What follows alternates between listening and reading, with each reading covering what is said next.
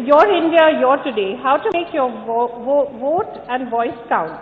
Kolkata is the home of the argumentative Indian, and we have three politicians who love a good debate. They also couldn't be less stereotypical. Mahua Moitra left a banking job in New York and London to join politics. Prakash Mishra kept alive a life in the Congress party, along with a flourishing academic career. Prasenjit Bose managed to get expelled from the CPIM after he left it on a matter of principle. All of them are outspoken, highly qualified, and refreshingly in today's politics, don't belong to any dynasty. They also know exactly what life is like inside and outside politics. Last year has shown that people like them who choose politics out of passion can make democracy accountable, not just once in 5 years, but every day, every hour. They've all chosen to work in a state which is notoriously difficult to govern and which will be a critical player in determining who comes to power at the center in 2014. And we'll ask Mahua to tell us more about that. I would now request each of them to make a brief statement, and then we can have the discussion and you can put on your boxing gloves and fight. Okay? So Mahua, would you like to speak first? And then I could ask Prasenjit and then Mr. Mishra. Do you want to keep sitting there or you want to come here and speak? Yeah, sure. Great. Yeah, yes. And then we can have a discussion. Hi, everyone. In something like this, I don't know if it's an advantage or disadvantage to go first. The good thing is you can get it all out, but the bad thing is that you're also open to everyone, cutting you into bits afterwards. But let's hope that doesn't happen. So let me start. I'm just going to follow I assume all of you have the order of the points which was given to us. So I'm just going to follow that. And I think the questions by and large are quite interesting and very relevant.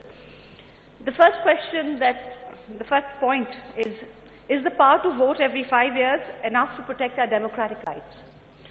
And the answer to that is yes. When you're talking about democratic rights, we're talking about an equal say in the process of political self-determination, right? So India it's not a direct democracy. It's a representative democracy. So we elect people who go on to govern on our behalf. So for that, you need a certain minimum amount of time for people to show effective governance. Now, is that 4 years or 5 years? I'm open to that. It can be 4 years or 5 years, but we do know that it's not 2 years because that's too short a time.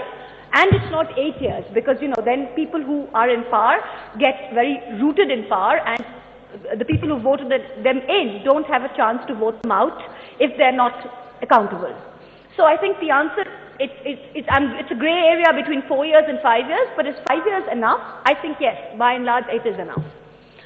The second question we've got is, does universal adult suffrage make sense in a country like India where you have people who are not educated and who are not aware of their political rights? And this is something where I want to come out very strongly, and it's something I would request all of you to really think about, because I see a lot of young people on the street say, it doesn't matter, I don't vote, it's kind of cool. Why is it cool to vote? Because, how does it matter? Because people who choose our leaders, are just going and seeing a symbol and voting on it. They don't really realize, so all our leaders don't really represent the people.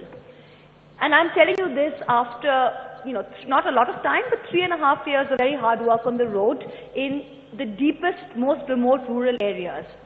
Nothing could be further from the truth. Universal adult suffrage today, which basically means every single person has an equal right of the vote.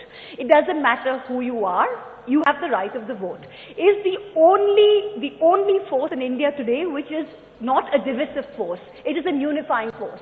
Everything else in India, you look at our social fabric, you have a caste system which tells you you're a Brahmin, you're a Dalit. You look at our economic fabric, you have very rich, you have absolutely, impoverished people. So what in India brings everyone together? What gives people in India, especially the underprivileged in India, which make up 70% of India, the sort of power to be like, I am part of India, I hold an equal stake in how this nation moves forward. It is the power of the vote. And you will be surprised, you can go to the most remote village, they may not have heard of X or Y or this leader or that leader, but by and large, do they know they know the person in the village who belongs to a political party, and by and large they will have a pretty good idea of what each political party stands for and what each one is willing to give to them, and you'll be surprised. I mean, you'll have women coming up to you and saying, you know what, we've given them enough time, we've given them 5 years and it's time to move on, I want to change. And I think that this power, this empowerment that the vote gives you, that no matter what, on one day in 5 years, no matter how poor you are, no matter how sort of illiterate you are, you have the same power as the richest man in the country, and the biggest politician will come to your doorstep and fold his hands and say, I need your vote. So this is very important for India's democracy to function. So the answer is a resounding yes. The third point we've got is, how do we make our leaders more accessible and accountable? And again, this is, I think, very relevant today. I think there are lots of smaller points, but the three large points, I think, number one is we need a vigilant media. It's very important. We can go into the merits of, whether 24/7 news channels are required or not, but this is perhaps not the forum for it. But I do think a vigilant media, which is to a large extent free from business interests or vested interests, number one. Number two, we need a solid regulatory framework, right?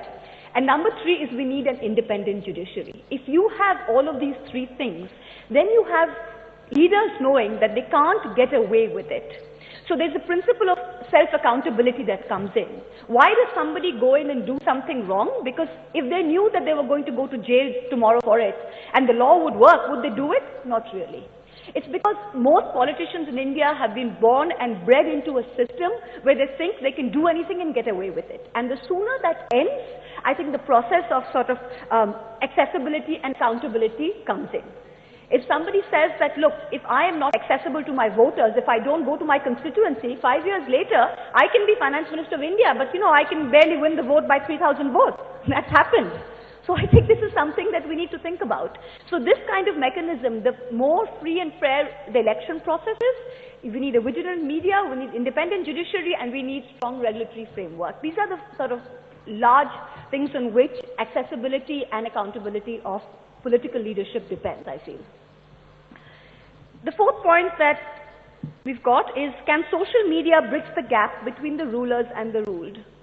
And a lot of you here might disagree with me, but I think this entire social media topic is a bit overplayed. And by overplayed, I'm talking about numbers.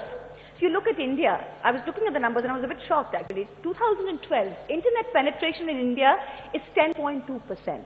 Now, because of the population of India being 1.3 billion, 10.2% is still 121 million people. That's huge, right? That's 4 times the population of Northern Europe. So in terms of numbers, it's very large numbers. But you have internet penetration of 10.2%, of which only 3.8% are on Facebook, right? Of which 38% are on Facebook, which means 4% of India essentially is on Facebook, which is, I think, which is social media. I'm not on Twitter, so I'm not very good on Twitter, but I'm assuming people on Facebook are on Twitter, or let's just say it's the same number. So you're talking about 4% of the population.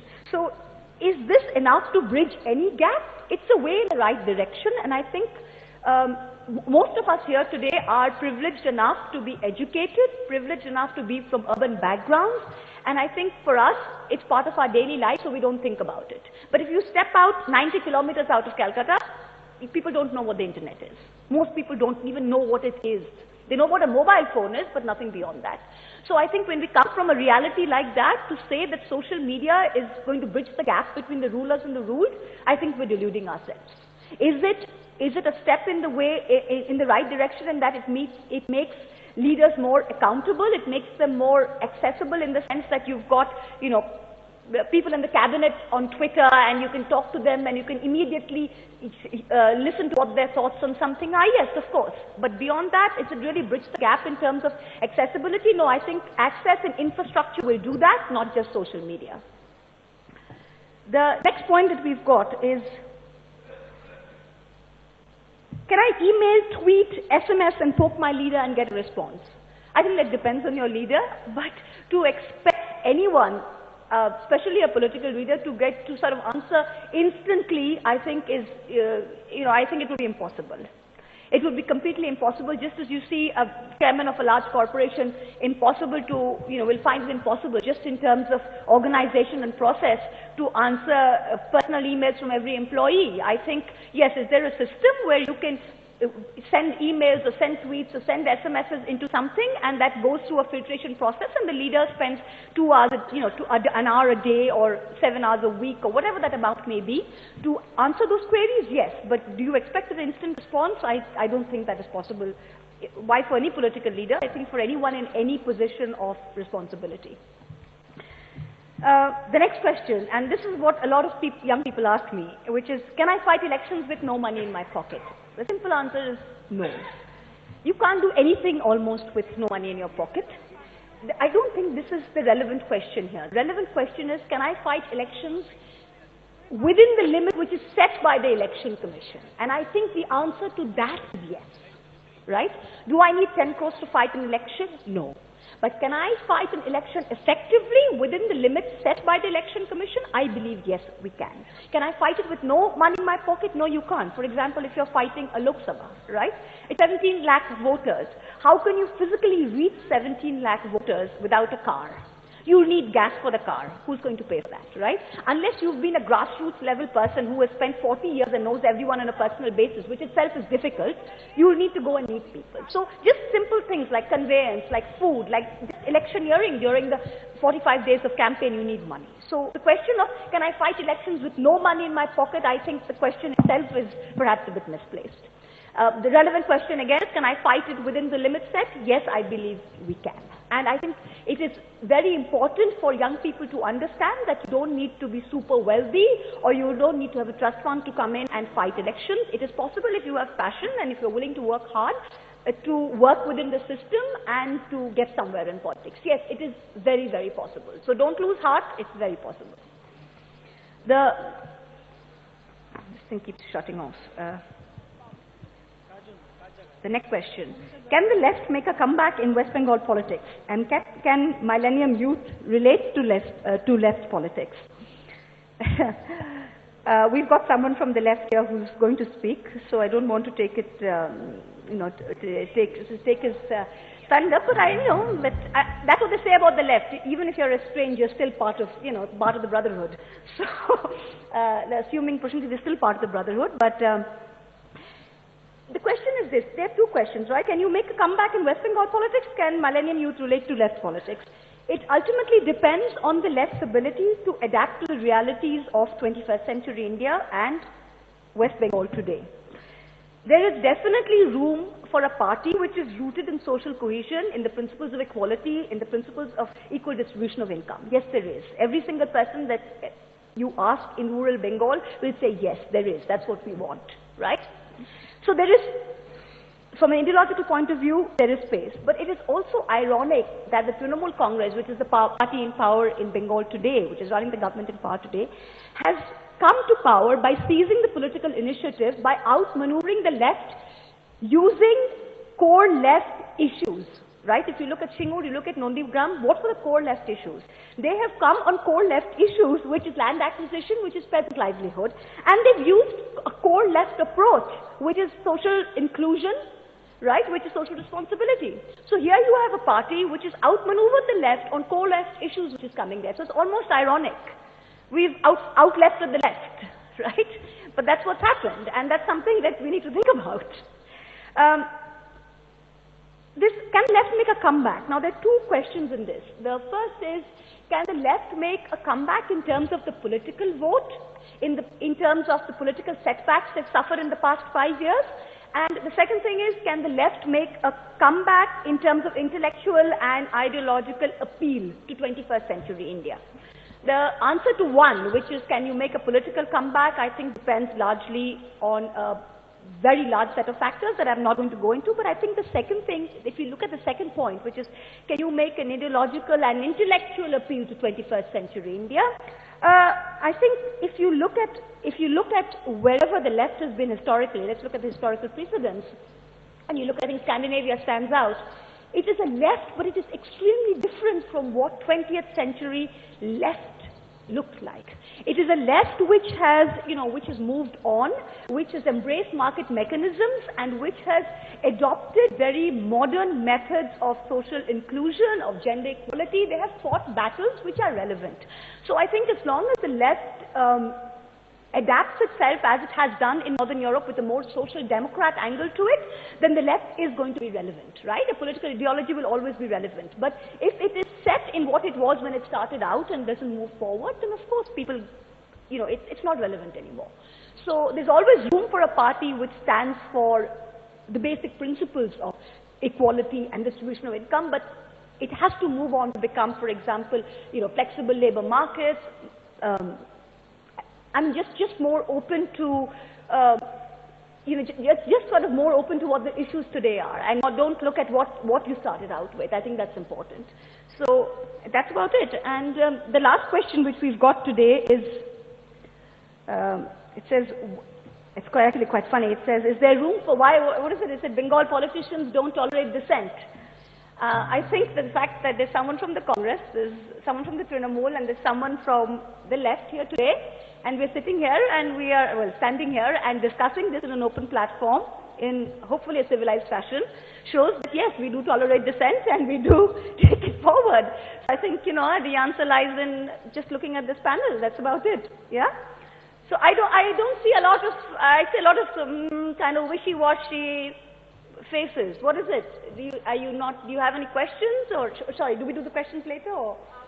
Oh, yeah, we do the questions later. Is there anything that you would like to say now, or surely has it been so boring that you can't sort of drum up something? Does someone have a question right away? In fact, Mahua, I'd like to ask you one right away, because it couldn't have been seen as an outsider, especially because you were in the Congress earlier. No, I think that is, I haven't done politics in any other state, but I think that is one of the most beautiful things about Bengal is that it doesn't really matter where you've come from. And I say this honestly, I have never felt the pressure to conform. Right? When I came in, people said, do you think you can enter politics with red nail polish? I've had people tell me this. Do you think you can come in with red lipstick and think you can go to the villages? And I will tell you something honestly, it does not matter.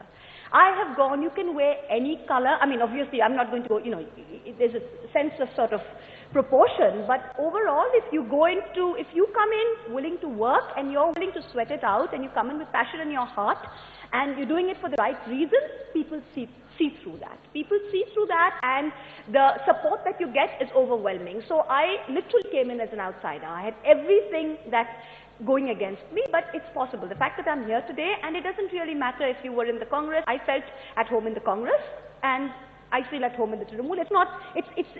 Do you fit into the political body? And the answer to that is yes. But why did you switch? That's a personal question, and why did I switch? I think I came in to work at the grassroots level in Bengal, and I think at that given point, the Congress part, and I'm not saying, this is not room for a sort of a political slugfest, but I'm still going to answer this. It's a personal question, so I'm giving you my answer, which is at that given point in time, you see, you are fighting the left in Bengal. You're fighting the left in Bengal, and it's a dirty fight. You're fighting on the streets in Bengal. You can't do it if you don't have the freedom to take decisions based on your reality on the ground. If you are depending on national coalition politics or something else, I mean, for example, the left walked out of UPA 1 over the nuclear issue. Had they not walked out, what would have happened? That means the 2009 Lok Sabha, a Congress politician in Bengal would have had to go to the people and say, you know what, the left are terrible, vote them out, vote them out, vote them out, but actually they're part of the central government. Do you see the dichotomy here? It's extremely difficult. So to be part of a Congress, national forces, I think the Congress party is at the helm of Indian sort of Delhi politics, and because of coalition, I think, coalition compulsions determine to a very large extent how they can move in states. And that is not the most effective platform to fight a grassroots struggle in that state. So, that was my basic reason for moving. Great. We'll ask Prasenjit to speak now. Thank you. And then yeah.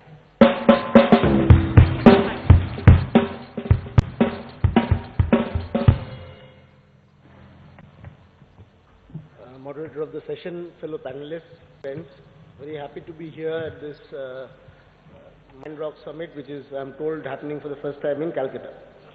I'll also go by the broad themes that have been posed before the panelists in this session. Is the power to vote enough to ensure and secure our democratic rights? My answer is no. In fact, if you define democracy as only the right to vote every 5 years, it's a very formalist definition of democracy. And if the electorate is passive, if it does nothing, if it is not vigilant, if it is not demanding accountability within that span of 5 years, what you have is what you have in India today, a system, across party lines, I would say, a system which is rotting, which venality and corruption hitting new lows or new highs, depending upon how you want to look at it, and the economic and social problems only multiplying by the day. So I would say that if you want to have more accountable politicians, a more accountable political system, and a more empathetic political system, then you have to demand accountability, and that can be done only if there's an assertive electorate which doesn't only vote every 5 years but demand answers every day from the powers that be. Now, does universal adult suffrage make any sense when people are illiterate and not educated, etc.? I think illiteracy and the pathetic state of education in our country is a matter of shame. But the irony is that actually poor people vote. I mean, Mumbai or Delhi or even Kolkata, for instance, are supposed to be the hub of the middle class, of the more educated segment of the population. You will strangely find that the voting proportion in every election is far lower than the rural areas of India. So it is a question of irony. I think that it's a one-to-one correspondence cannot be drawn between educational attainment and democratic rights. I think the poor people have more stakes in the democratic system. That is why they come out and vote. But the point is that the solution is definitely not only in terms of assuring suffrage, that you have a right to vote, but I think democracy is a process of continuous empowerment of the common people, of the ordinary masses. If that is not happening, if people are not feeling empowered, right, like what is happening today in our country, if they are feeling even more distant from the state, more helpless, that we can't do anything, our funds are being looted by the powers that be, corruption is on the rise, then I think that this is not at all, far from being a perfect democracy. This is an extremely problematic democracy, and something needs to be done about it. Now, what are the ways? Now, of course, in very briefly, I want to say that definitely one way, and many people are talking about it, is that you have to decentralize power. Centralization of power means more centralization leads to more corruption and, more centralization of the problems. You have to decentralize and have people say at every level, especially on questions, on issues, on decisions which affect people's lives. Now, can social media solve that problem?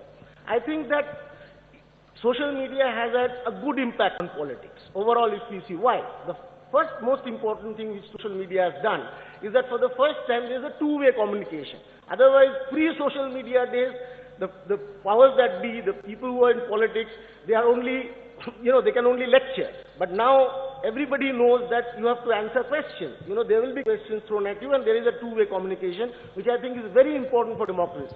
Because democracy means you have to hurl the powers that be from the pedestal and bring them down to the ground and ask tough questions. Because the people give them power to rule. So they are to be held accountable to the people. But to what extent? I think there Mahua made a fair point. I mean, I can quote some other figures which I have. As per the 2011 census, the internet using households, there's about 25 crore households in India, only 3% has internet access. In urban areas it is 8%, in rural areas where majority of Indians live, it is less than 1%. So how far social media, the digital divide is there. So social media obviously cannot provide the solution. You have to look at the solutions in the traditional concepts of panchayat, more vibrant panchayat systems, more vibrant municipal systems. And I will add that our democracy needs an overhaul. We have to think in terms of going beyond this 5-yearly voting system into a system of referendums, for instance. Why can't, on major issues, there can be referendum in our country? Why can't we have the right to recall? If one MP has been proven to be a thief, theft, he is in jail, then why can't the electorate or at least that constituency demand that this MP should be, recalled? And these provisions exist in many countries today. Countries in Latin America have moved towards such radical experiments in democracy. I think that those are issues which we should think about. Can I, email, tweet and SMS and, poke a political leader? Yes. I mean, what is this whole all about a politician? You can do anything with that politician within the framework of law. The point is, I think that there should be two-way communication. Now, if you want the gradation, I think email is a very good way to communicate because, it can be comprehensive, more substantive. SMS is more shortcut. Facebook and Twitter, I don't know. Shashi Tharoor ran into a lot of problems. I think this off-the-cuff remarks, trying to be clever by half sometimes gets you into problems, especially in the political arena where you have to be responsible. You just can't, talk nonsense. You have to be careful about what you utter. But now I come to a very important question which, I thought Mahua actually, I am not satisfied with what she said. Can I fight elections with no money in my pocket? I don't think this question is about a literal thing, that without no money in the pocket. Of course, you need some money. But what is happening in our country today? And I want to state a fact. Out of the 543 members of parliament we have today, 317 have assets worth more than 1 crore. You have 76 elected members of parliament who have serious charges of murder, rape and kidnapping. 76 MPs of parliament. This is the kind of democracy we are having, and that is why the quality of democracy is deteriorating. And I think that we have to question this. We have to question this very critically. It's not a question of whether election commission ceiling. Who cares about the election commission ceiling? Last Lok Sabha elections, there were trucks and vehicles which were sort of forfeited by the election commission with crores and crores of cash. We know how our political system has got completely vitiated by the use of money and muscle power, and for that, I think that the economic system, I don't want to get into the details of that, is responsible for that. The kind of inequalities that are growing in our society, I think we need very serious political reforms. Unless and until there is state funding of elections, unless you have institutions like the Lokpal, unless and until you have a law to prevent criminals from contesting elections, you can never change this. And we should fight. We should not become cynical about that. Now coming to finally West Bengal. Now let me take the final question first and then come back. You will understand why I am saying so. Why Bengal politicians have zero tolerance to dissenting voices? I think that is the most, and as a Bengali, as a citizen of West Bengal, I feel that this is the saddest part of West Bengal's politics today. And self-critically, I was on the left, I continue to be on the left, and self-critically I would like to admit there have been very serious deficits in democratic functioning, even under the left. But I would say that the Poriborton has been for the worse. The change has been for the worse, not been for the better. And today you have a situation where one professor uploads a cartoon, one farmer asks one question to the chief minister and he is being jailed. Hello? What kind of democracy is this? Is this the change that people opted for? And look at the current debate over the panchayat elections that we are having. Panchayat elections are happening. Crores of people are going to vote. Poor farmers, agricultural workers, sharecroppers. Nobody is talking about what their issues are. Do you know 80 farmers have committed suicide in this state after this new government has come to power over the past 2 years? Nobody is talking about their issues. What is the debate? Election kab hoga? 26 ko hoga? 30 ko hoga? 2 ko hoga? 4 ko hoga? And then vote aayega, nahi aayega? I am saying, and I want to make this concrete criticism.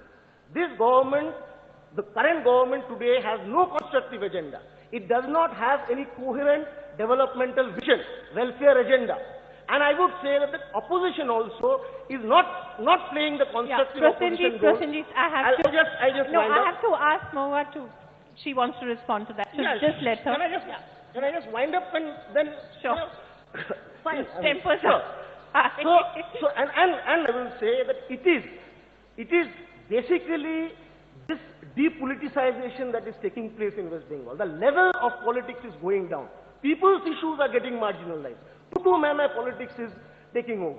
And it is because of this that we are having suppression of dissent, abrogation of democratic rights, and a thorough deterioration of the political standards of West Bengal. And for that, I think I'll answer the penultimate question that way. Can the left make a comeback?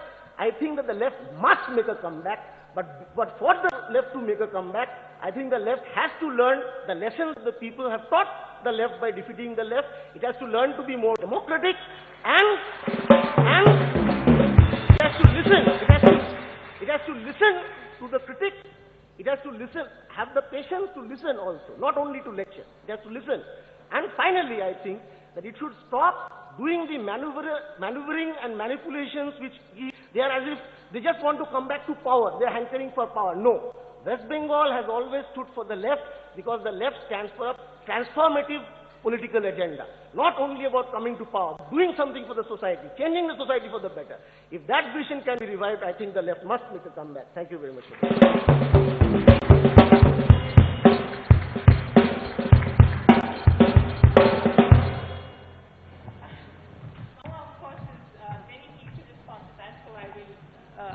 All right. I promised myself I wouldn't let this become a political slugfest and turn into a catfight on this panel. No, please, but I have to respond to that, and I'll try to do it in the most civil manner possible. I think the question, and that's the thing about left ideology, right? Even when I was 17 years old and I would read left ideology, I'd be like, yay, that's the way. It plays to the gallery, right? It plays to the gallery. It'll get a clap out of all of you, right? A lot of you here look very young, but I'm 36 years old, and I was born into a Bengal where it wasn't about cartoons. The fact that we can sit here, I think all of you are privileged today to sit here as part of this room and to think that dissent means a cartoon, to think that dissent means being in the lockup for one day. I'll tell you what dissent means, right? Dissent and intolerance of dissent means Nondigram. It means Shingur, where you have agreed with somebody to give up land and you have political cadre coming in there. You have a predetermined political plan to sit and shoot people in cold blood. That is intolerance of dissent. Intolerance of dissent is not going on TV and saying, I don't like this cartoon. I mean, please get real. A lot of us are very young, and you haven't grown up in that Bengal. We were born into a Bengal. We were economic refugees. The left made us into economic refugees. We couldn't study here beyond the point. We couldn't come back to work here. Please understand that, right? You have to understand that. We are privileged to be sitting on a forum where we even think that dissent is cartoons. Dissent is not. Dissent is shooting someone in cold blood because they don't agree with your ideology. Go to rural Bengal. Amader bari puri diyeche, amader meeder dhorshon kore diyeche. Right? If there was electronic media 15 years ago, the left would have been wiped out 15 years ago. They would have been wiped out 15 years ago. The fact that everyone knows about this and knows about the smallest controversy today, and we think it's a big deal, is because there's 24/7 lights on you. We're all under the limelight and we can see. The left didn't have that and they got away with it. So please get real, please try and understand. This may sound good and you may all clap, but go home and think about what real intolerance is and what really squishing dissent is all about. Yeah? Okay, Prasenjit, quick point, and then Mr. Mishra has to speak. Yeah, I mean... Otherwise absolutely, very quick, two quick points. Number one, I think what happened in Nandigram was unfortunate. From the left, I am from the left, I was in the CPI. Sorry, killing people is unfortunate, but, something about a cartoon thing is terrible. I mean, let's... Yeah, but that is the whole point. I am from the left. I am from the left. I am apologizing for Nandigram. You are defending what you did with that cartoon thing. That is the difference. Second, I just want to, and through Mahua, very good friend, nothing personal, send a message or a reminder to our Honorable Didi. Then, after 5 years of extremely violent rule between 1972 to 1977 in West Bengal, when Jyoti Basu became the chief minister, the first thing he did was to go around all the violence-ridden areas of West Bengal, giving lectures. I was a kid. I've heard this from my parents, from my senior family members. They used to go, Pramod Dasgupta and Jyoti Basu, going around lecturing, giving public addresses to everybody saying, peace shall return. Whether Congress, whether Naxal, whether CPM, everybody should come home. That is the job of an elected government. It should restore peace, it should restore normalcy. Unfortunately, that is not what the Purivartan has meant for the people of West Bengal. I think the answer to that will be given by the people of Bengal. We've got to face the electorate. There's no running away. What the CPM didn't have was a free and fair electoral process. What we've got today, thanks to the Election Commission of India, is as close as possible to a free and fair election process. So I think every government that comes into power knows they have to face the people, and there's no running away. That is a test which you cannot run away from. So. Okay. Mr. Mishra? He's been very patient and very quiet. Very true. Thank you. Let's Thank hear you. it from him now. Thank you. I just found out that Mahua Moitra and Prasenjit Bose, they have a lot of similarities. And it is in terms of the zodiac sign. Disgruntled and intolerant, that is the zodiac sign. I also found out that if there is any bracket left which is not occupied by one variety or the other of the Communist Party of India, because CPI and then you have M, P, T, and so on and so forth, I found out that the bracket called P is still there. And so Prasenjit can fill that up, because we do have, since 1921, variety of the left political parties and many different office springs. And so therefore there is now one more addition. Now that he doesn't belong to the CPIM, he is starting out a new course, so maybe this P would do. Well, I will come back to the subject. Mind rocks. And in my view, mind rocks in relationship to selfishness and lust for power. Always it has rocked that way. And it is going to be that way only, anywhere and everywhere. In before Christ, after Christ. Civilization is all about trying to moderate this drive for power and selfishness. And management in relation to human survival is necessary and important. We are in the best of the time in the history of civilization. Even in this country, in 1921, average age of an Indian was only 21 years. Today it is 68 years. We are in a blessed century, and we matter. Our vote matters, our voice matters. French philosopher Rousseau had talked in terms of maximum population of a state being 10,000. It is not possible. That way in Kolkata only we will have about 800 different states. But this country has the complexity of the entire Europe. 48 countries of Europe equals to India's in terms of the complexities, in terms of the diversity, in terms of the pluralism. The country survives, country marches on. Not a single example in the history where a country has survived in relationship to a document, the Constitution of India. Of course, we have been flexible, changes have been made, there are defects, there are shortcomings, and there are increasingly many which we are realizing today, and we are trying to keep on amending and keeping pace with the time. There are many countries in the world where the total population is less than the people who commute from Sialda or the Howrah stations. Even in our country, there are states which has less number of people than those who commute from Sialda and Howrah every day. But the point is that we have been able to keep it together. And the other aspect is, when there is an earthquake in Gujarat, or when there is a cyclone in Orissa, people do not get adequate relief.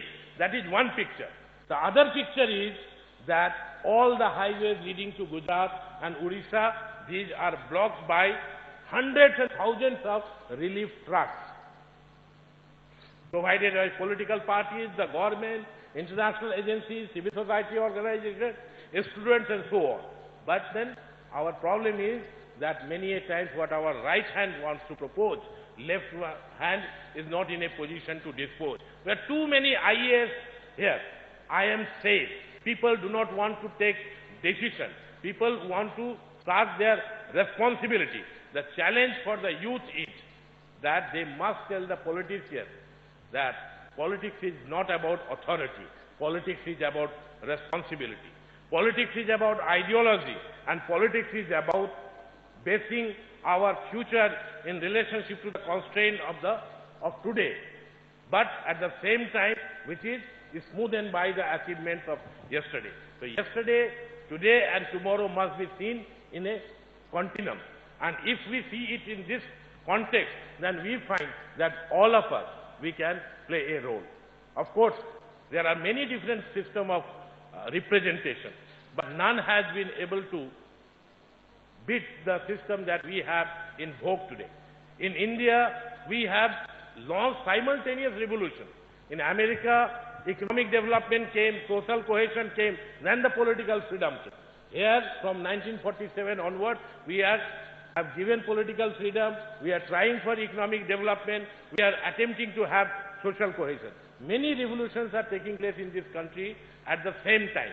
And all this is because we want to be creative. We want to temper the lust for power, and we want to temper the selfishness, which is going to be ever present. So therefore, education has to play a role. And political education is, of course, very, very important. Coming to the context of the West Bengal, we were seeing a sham fight. It is Mamata Banerjee who has deliberately for 10 years kept the CPIM flag flying in this state. When Congress was at its strongest, Congress was backstabbed and Congress was split. She did not dislodge the left front. She actually weakened the Congress. 41-42% of the Congress vote got split. Result was the continuation. Mahua Moitra was talking of coalition of the Congress, which is the political party in this country since 1984, which has won a decisive election. Not a single political party. And we have 7 prime ministers. All of them, they have been leading coalition. And talk of temporary Congress.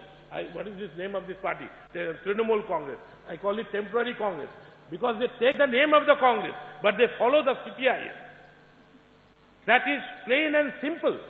And this temporary Congress, they cannot contest a single election on their own. They have always tied up with the Congress. They have always tied up with the BJP. I'm sorry 98, 99, 2004, 2006 with the Mr. BJP. Mishra, but the fact is, can the Congress come to power in any way in West Bengal? No, I have not Trinamool? said that. I have not Trinamool. said that. Please. Yeah. Congress party in West Bengal has got a percentage of vote which is unparalleled in the entire country. Before 1996, 41-42% But vote. it is a fact that the Congress needs the Trinamool vote. I have an expertise Yes, in yes. this area which is nationally acknowledged. CPIM has never got more vote than the Congress party in West Bengal, by the way. Except for Lakshadweep and Lakshadweep, Congress party has got highest percentage of vote in West Bengal up to 1996, 41-42%. Of course, we did not come to power, but at the same time, Trinamool Congress has also not come to power. They have joined hands. We are now weakened. I was talking of pre-1996 situation. The point is that everybody needs coalition. Last election, Rajiv Gandhi won in 1984.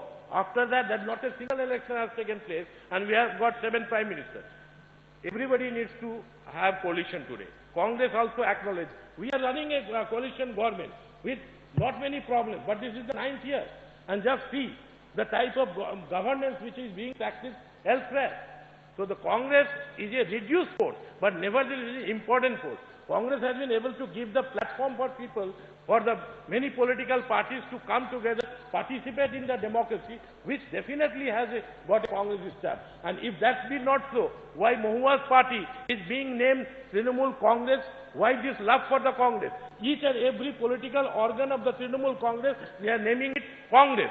In fact, INTTUC, in between the INTUC, they have inserted a T. Chhatra Parishad, now they have got a Trinamool Chhatra Parishad. Sevadal, you have got a Trinamool Sevadal. Why? Why this love for the name of the Congress and practicing the ideology of the CPIM? Incidentally, about the Panchayat election, yesterday I was constrained to point out in a television debate. Problem is that this Panchayat Act is written not in Bangla, it is in English. So therefore, some of the people, they simply cannot follow what is written. None of them, they know that an amendment was carried out in 2007. An unnecessary fight is being done because Trinamool Congress is afraid. They have never faced an election on their own. It is always the BJP or the Congress, and now she has conceded that Trinamool has been able to outbid the left.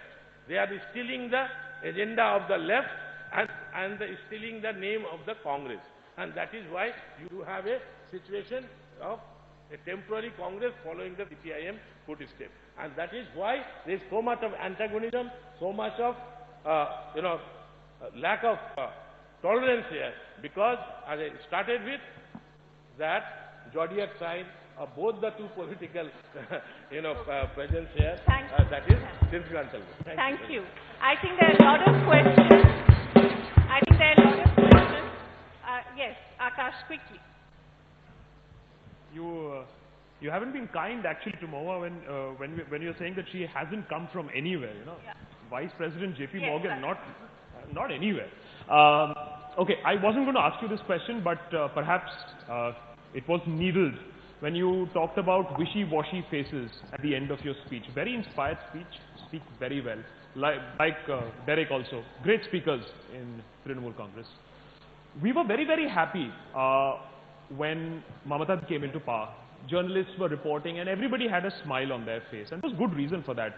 Chitro there on the camera, along with me in Lalgarh, we were chased down the road like dogs because we were filming these cops who were trying to beat up these villagers, and we managed to catch that on film, and we were chased down. I got a few, he couldn't move his arm for 3 days. That was the reality of the left before Mamatadi stormed into power. We were very happy. But 45 or I think 43 days from now, you'll be 2 years into power. My question to you, and perhaps with your corporate background here, my question to you is that I take all the points that you're saying, but the wishy-washy faces perhaps is because 2 years down the line, the question would be asked, what happened to the promises that were made? What happened to the promise of Poriborton that was made? I am not talking about cartoons, I am not talking about the media, I am not talking about the Election Commission. What would you go to the people of West Bengal and say, these 3 points have been achieved in last 2 years, and if it hasn't been, what has stopped it? I think Akash,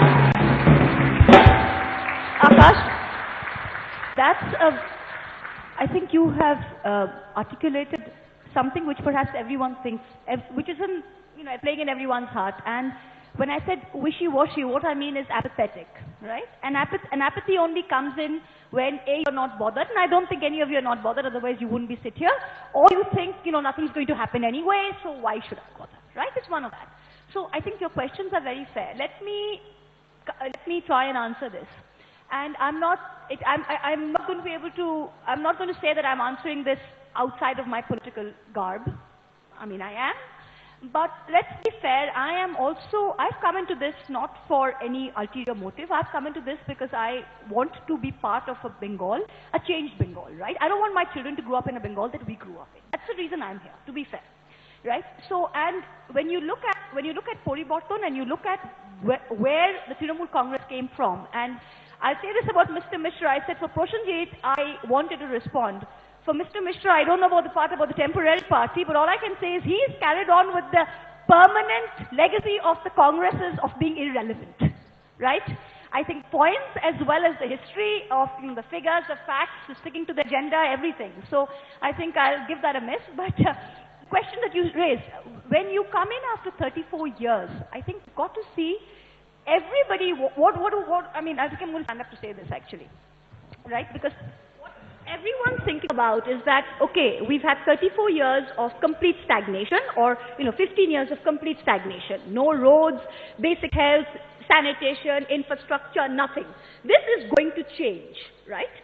People and all of us, we have been brought up on this instant karma kind of thing. We want it now, we want it right here, right? So when you've got to understand one thing. When you come in with a mandate like that, yes, people have told you we are voting you in, but what is the basic mandate that you have come in? I think the basic thing that you have come in is not for you and I in urban Bengal to decide. Like exactly what you said. If you go to a villager today in Nondigram or in Lalgore and say, is anyone chasing you like a dog down the road? The answer is going to be no. And that is the Poriborton.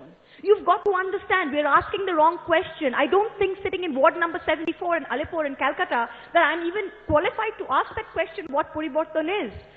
It didn't matter. To a certain section of us, it didn't matter who was in power. We still went to school. We still had enough to eat. We still, went on holiday. A lot of us, a lot of everyday life for the upper and middle classes didn't matter so much in urban areas. Has Poriborton happened in rural Bengal, which is what I think Mahua Moitra came on the back of? Yes, it has. And the very fact that they're being able to breathe freely, the very fact that there's not political cadre sitting there telling them when they should go to the bathroom, what they should eat, how they should vote, matters. And that is the Poriborton. That's not something you and I sitting here can answer. You need to go out to see that. So I think that's the biggest Poriborton, right? The second thing is that when you come in at the back of such stagnation and you've come into a completely bankrupt state, and we've got to understand the importance of this. I come from a background in finance, and let me tell you this. If you don't have any ways to match revenue with what you're spending, there's nothing you can do. Think about it.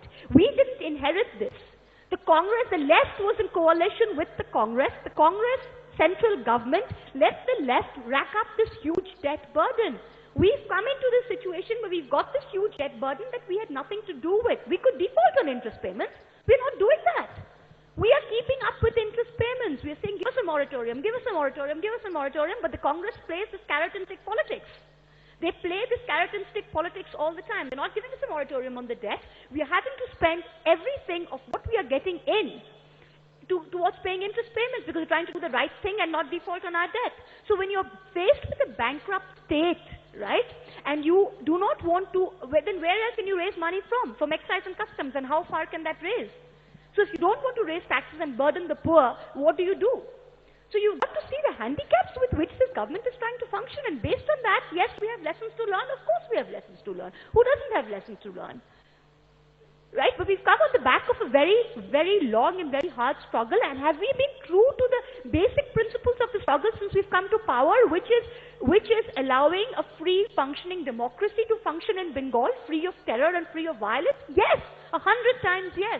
And that's the basic question that you need to ask yourself. Do we need to make improvements going forward? Of course, every government needs to make improvements going forward. And are we answerable to the electorate? Of course we are. But is the path of development in Bengal Trinamool Congress's burden alone? Not at all. Because we have inherited this debt burden and we have no way out of this right now unless the center helps us out. We can't have a mint in our backyard printing notes. Well, what do you do? What do you do? Okay, answer me. There is no answer to this, right? So we need to think about give up power. More, I think Prasenjit and Dr. Mishra would like to respond I just wanted to make a very brief observation. You see, you haven't answered his question, and that is the problem. No, I will. Sorry, if I haven't, I want to do that, Prasenjit. Maybe I haven't. I'm sorry. Just allow me sure. a few sentences. Sure. See, he asked you, name two, three good things that you have done. Oh, sorry. Okay. You have to go into a harangue against the left. Why do you wonder why people are not? Because okay. Listen, I haven't finished. You spoke for a long time. Hear me out. I hear you. You see, that is the problem with your party and your chief minister. That you let's not get personal, Prasenjit. Let's not get personal. Let's talk about the party. You are yet to realize that now you are in power. You are no longer the opposition. When you are in the opposition, West Bengal is for the left, floods are for the left, malaria is for the left, famine is for the left, everything, natural calamities are for the left. Now you can't do that when you are in power. Now you have to say why you are not being able to raise taxes, why the situation in agriculture is not improving, why the infrastructure is not improving, why the schools and hospitals are not improving. You are denying accountability by continuing your anti-left campaign even after being 2 years in power. That is height of irresponsibility. Okay, let me answer that. Let me answer that. I think I did answer Akash's question. He ended with saying name 3 things, and I'm sorry I didn't come to that. I will get to 3 things. His basic question was that you came on the back of this massive Poriborton, and why is there a sense of apathy? And I think it is very necessary, I don't know if you call it a harangue or maybe that's just my speaking style, but I think it's very necessary to understand as to why we were where we were. It's very necessary to understand that. We had nothing to do with the debt burden, and you can't do development on thin air. You need money to do that. I think based on what we've done, we have done more development today than you did in 34 years. I mean, I have been going on the roads of Bengal, if you think about just 2009, 2010, before we came into power, and now I think the situation of just the basic state highways has improved to a point. If you look at basic sanitation, you look at National Rural Employment Guarantee Act, which by the way is a central government scheme, but depended on the left on the state government for execution. If you look at all the schemes that we're talking about execution, each of these, and I mean each and every one of these, has improved. It's not something that you can decide sitting in Calcutta, but if you go into the villages, each and every one of them has improved. There are three good things we've done. The most important thing is to be able to give the people of rural Bengal free atmosphere, free of terror, and that is no mean achievement. Please hear me loud and clear on this. That is no mean achievement. All right? Number one. Right, okay. The second thing we've been able to do is actually lay down our priorities, that given that we don't have an enormous amount of money, what are the small schemes that we can instantly get on the road to get done? And in every village, in every sort of block that we've been managed to do, we have got sanitation projects, road projects, employment, as much as possible on the road with the limited resources that we have. There is no denying that. What's the third thing that you want that, you know, I think that's two important things. I can make 2 into 3 and 2 into 4, but if you're thinking of large things, that's what I'm talking about. Question, quickly? Yeah. Constantly talking about the debt burden of the state, but how is it helping to spend millions of rupees on trident lamps and painting the entire city white and blue? Okay. I ask you this, right? We're living every government, every single government, you have X amount of money in your pocket. This government has X amount of money in our pocket. We believe that the city of Calcutta needed whatever needed to be done within the municipality of Calcutta. If that was lights, if that was cleaning up the roads, then we need to do that. Just because we have other things to do doesn't mean that we're not going to do what we need to do. Right? So if we need to do this, we need to do this. Does that mean we're not doing other development? No, it's not. Everyone seems to think that this 15 lakhs or 40 lakhs or whatever it is from trident lamps could have gone to go and feed, 50 million people somewhere. That's not the case. If development in rural Bengal has to happen, then development in rural Bengal is happening. That's not going to, having well-lit streets in Calcutta is going to bring down the crime rate in Calcutta. I mean, everyone's complaining about the design of trident lamps. I mean, get real. There were no lamps before this. Okay, isn't it better to sort of have lamps than argue about the design of the lamps? Manogya, you have a question? My question to Mahua, it's been 1.5 years you were in part with the Congress in UPA 2 and you could get as much money as you wanted with the support of the centre. 6 months you've been out of power from UPA 2. You've always been cribbing about not getting enough financial aid from the central government despite being a part of it for more than 1.5 years. Yeah. Is it a lacking on the part of Trinamool Congress in trying to get support from centre despite being an ally? And how long will you keep on blaming the left for everything that has been happening in the state, for the 2 lakh crore burden that you have, and also the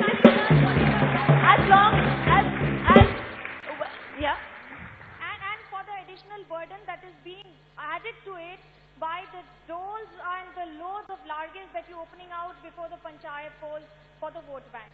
Okay. She says, why, when you were part of the central government, right?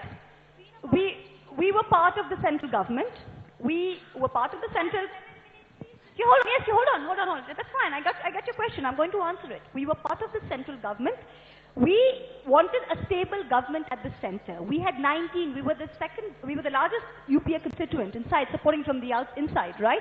We had 19 members of parliament. We had 9 in the Rajya Sabha. We had 19 in the Lok Sabha, right? That's 27. We had 27 members of parliament. It was in the interest of the people of India that we wanted a stable government in the center, that we supported the UPA, right?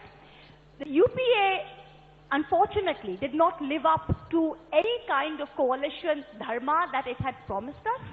And we believe that in the end, when we walked out, it was not betraying us, but we think that we would not have been doing right, to the people of India had we stayed with the government in the center, which is why we walked out. We walked out on 3 core issues, on price rise, on FDI, and fertilizer price increases, right? So we walked out based on that. When you ask me the question, how long are you going to keep cribbing about the left?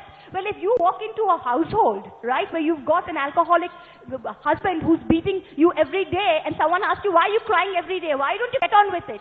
How can you get on with it if you're living with a man who's beating you up every day? So we are like that. Till we can get rid of this debt burden, how can we not talk about it? How can we wish it away? There is no one here who wants to wish it away more than me, but we can't wish it away. You can't wish it away. So as long as we can't wish it away, the answer doesn't lie with us. The left created it, and the center can help solve it. We have unfortunately sitting in the middle with no power to do anything, which is why we have to keep talking about it. Mr. Mishra, can I respond to it? Yeah, and then that's one last question there. Yeah. There are 2 issues I would like to very briefly address. One is in regard to what Ms. Mahua Moitra was saying, that why they got out of the UPA government, it was not stable. In fact, they got out so that it becomes unstable, and so that there is a fresh election. They completely forget that Trinamool Congress had only 1 seat, 2004 election. With the Congress support, this 1 was converted into 19. They joined the UPA government, and then they continue to be there, and then when the government is in trouble, they leave the government. Kindly let me complete it. So therefore you left the government, now the DMK has left the government, tomorrow Samajwadi Party might leave the government, fine. Point is that if there is no majority in the parliament, government would not survive the re-election. But you have joined hands with the left, you have joined hands with the BJP, they are not interested in bringing a no confidence. In fact, the opposition is having more confidence in the stability of the government than the government itself. Government survives, government will go to the poll. Here I find that many a times Ms. Moitra has spoken about rural areas and rural scenario. Since I go to the rural areas, at least 4 days I spend there. Jadavpur University and the rural areas. Jadavpur University, sorry. Hello. So I divide my time between the 2. Now I teach there. I am professor of international relations there. Some of my students are here. Now, I keep on going, and I will list out, and very fast, 11 different areas which the Trinamool Congress is presently using. Anganwadi job. Everywhere they are distributing the form, and they are saying that they are going to get jobs. Then the 5,000 in every district police constable who are going to be appointed for 141 rupees, 14 days a month. Everyone is being given that form. Then those who are willing to contest the election on behalf of the Congress and also other political parties, they are being given 20,000 rupees to withdraw from the election. Then the SC, ST, OBC certificate. The district administration has decided to issue the certificate only to those who belong to the Trinamool Congress, so that 50% of the reserved seat would not be filled by. One Trinamool member of parliament has told me, I told him that 10,000 seats were left uncontested and the left front had won it in 2003. What is going to be your record? They are saying they are going to beat the record of the left. And that is why Election Commission time and again is asking that let us have paramilitary forces on the day of the filing of the nomination, because the nomination paper is to be filed before the BDO, and Trinamool Congress is afraid of doing that. That is the debate that is going on in this state. Who is afraid of paramilitary forces? Even in the by-election, somebody was talking of Congress being irrelevant. Left front has got 1,60,000 votes. Congress has got 1,59,000 votes. And Trinamool Congress, the ruling party, has got 1,58,000 votes. So who is going to become irrelevant? Time is going to show that. And so therefore, just to keep on saying, using the name of the Congress, taking the advantage of being part of the UPA government and then following the CPIM practices. I have listed for the people who are interested, they can come and join me on my Facebook, 58 different ways by which the Trinamool Congress is following exactly the same pathways as that of the CPIM, including on this matter regarding the election. Now they are saying that Meera Pandey was appointed during the left front time. I am saying even Trinamool Congress was born during the left front time. Okay, I've always wanted to say this. We're all out of time. One last response from Prasenjit. I just wanted to, just briefly respond to both Dr. Mishra and Mahua. See, firstly, Dr. Mishra started his speech by saying that, there are so many splinters within the left and divisions and this, that. I mean, Trinamool, Congress, NCP, the President of India who came out of the Congress that went back, now is the President of India. I think that India is a democracy. Ideological, political debates, dissent is very much a part of it. But what is the difference between the left is that I am from the left, I have issues with the left, but I am not doing what you are doing about, yourself. At the left, the India is a democracy. Yeah. So, secondly, I think that there is a great need for the central government and for the Congress party to introspect why, one after the other, your allies are deserting us. Because your central government has become a liability, the elections are coming, nobody wants to be a part of the sinking ship. So if you are saying that, left is to be blamed, Trinamool is to be blamed, we are like this, great sort of sons and daughters of the constitution, no. You have provided the most corrupt government post-independence India has ever seen over the past 50 years. On the center. On that note, we have to end, Prasenjit. Can't I make a last? Okay, absolutely not. I don't want to end it on a sour note. Mahua's party is ruling this state. I just want to say that I think self-critically, the left started making excuses at least after 20 years. You have started making excuses of doing nothing within 2 years. Thank you all, three of you. Thank you very much. I think we had a fantastic discussion. I think we need to do more of this. Maybe, you can... Thank you, everyone, and a special round of applause for Mahua. She took the toughest questions and she stood up for all of them. Thank you so much. I would like to request on stage Kaustubh Chatterjee, Senior General Manager East with the India Today Group, to please give a small token of appreciation to all the speakers. Can we have another round of applause for Prasenjit, Mahua, and Prakash?